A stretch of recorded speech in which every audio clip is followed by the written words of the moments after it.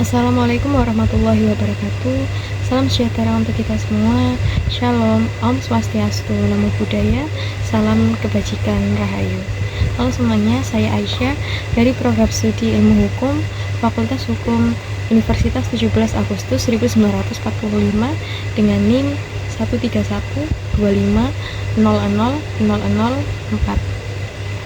Di video kali ini saya akan membahas tentang konsep negara damai dan bagaimana hal itu dapat dipahami dalam konteks pemerintahan Presiden Bapak Prabowo Subianto. Kita akan melihat konsep, kebijakan prioritas, tantangan, dan rekomendasi untuk memperkuat perdamaian nasional. Pertama, apa itu negara damai? Secara sederhana, negara damai yaitu berarti negara yang bebas dari konflik bersenjata di wilayahnya, sekaligus mampu menjaga stabilitas politik, keamanan publik, dan kesejahteraan masyarakatnya.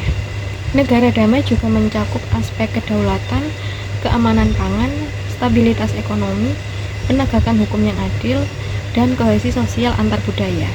Pengucapan Sumpah Presiden Republik Indonesia.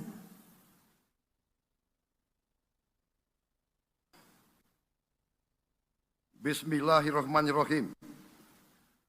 Demi Allah, saya bersumpah akan memenuhi kewajiban Presiden Republik Indonesia dengan sebaik-baiknya dan seadil-adilnya, memegang teguh Undang-Undang Dasar dan menjalankan segala undang-undang dan peraturannya dengan selurus-lurusnya, serta berbakti kepada nusa dan bangsa.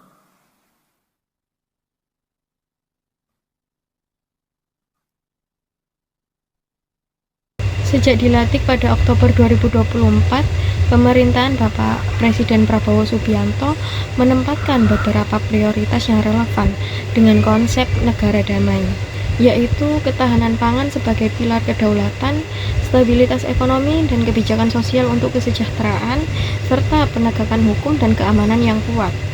Pemerintahan ini juga membentuk kabinet yang besar dan menetapkan program-program untuk stabilitas dan percepatan ekonomi. Namun, bagaimana kebijakan seperti ketahanan pangan dan stabilitas ekonomi dapat mendukung perdamaian? Bagi saya, makan bergizi untuk anak-anak dan ibu hamil ini adalah strategik. Ini bagian daripada rencana kebangkitan bangsa Indonesia.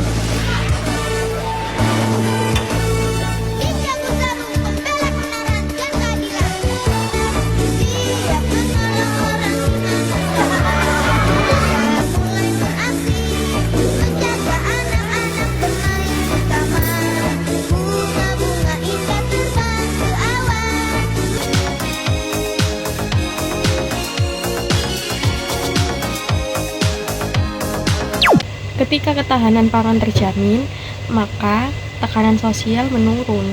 Jadi, resiko kerusuhan akibat kelangkaan pangan berkurang. Stabilitas ekonomi misalnya stimulus sosial, bansos, kebijakan upah minimum membantu mengurangi ketidakpuasan ekonomi yang sering menjadi pemicu konflik. Penegakan hukum dan keamanan yang efektif juga penting, namun harus berjalan berimbang dengan perlindungan hak asasi dan rekonsiliasi agar tidak menimbulkan alienasi kelompok masyarakat. Ada beberapa tindakan pemerintah yang dapat dilihat sebagai langkah menuju negara damai. Penekanan pada food sovereignty, kebijakan stimulus ekonomi awal seperti bansos, THR, dan program diskon selama bulan Ramadan, serta penguatan koordinasi antara pemerintah pusat dan daerah. Namun pelaksanaan dan dampak nyata harus dilihat lewat data jangka menengah. Pemerintah juga mengumumkan pengelolaan devisa hasil ekspor dan langkah untuk menjaga stabilitas harga. Tantangan nyata: 1. Penekanan keamanan dan penegakan hukum harus diimbangi dengan perlindungan HAM agar stabilitas tidak dicapai dengan mengorbankan kebebasan sipil. 2. Ada kekhawatiran soal birokrasi karena struktur kabinet yang sangat besar.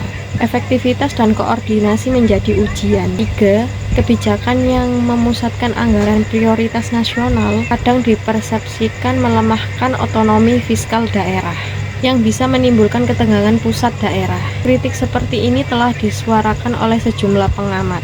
Menurut pandangan saya, negara damai bukan berarti negara yang tidak ada perang, melainkan kualitas keamanan yang inklusif, kepastian hak asasi dan pemerataan kesejahteraan, dan partisipasi publik dalam mengambil kebijakan.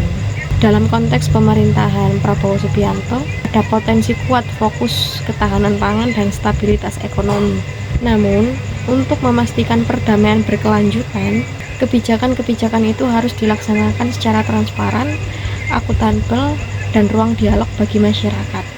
Jika kebijakan hanya diukur dari target nasional, tanpa memasukkan keseimbangan hak-hak sipil dan desentralisasi, maka resiko ketegangan baru tetap ada. Rekomendasi singkat menurut saya: 1.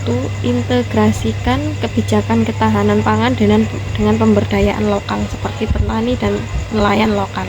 2. Pastikan penegakan hukum memperkuat, bukan melemahkan, HAM dan mekanisme akuntabilitas. 3. Jaga mekanisme desentralisasi fiskal agar daerah tetap mampu merespon masalah lokal. 4. Tingkatkan komunikasi publik dan forum konsultasi agar kebijakan dirasa inklusif. Sekian pendapat dari saya mohon maaf bila ada salah kata atau salah ucap. Wassalamualaikum warahmatullahi wabarakatuh. Salam sejahtera untuk kita semua. Shalom, Om Swastiastu, Namo Buddhaya. Salam kebajikan, Rahayu.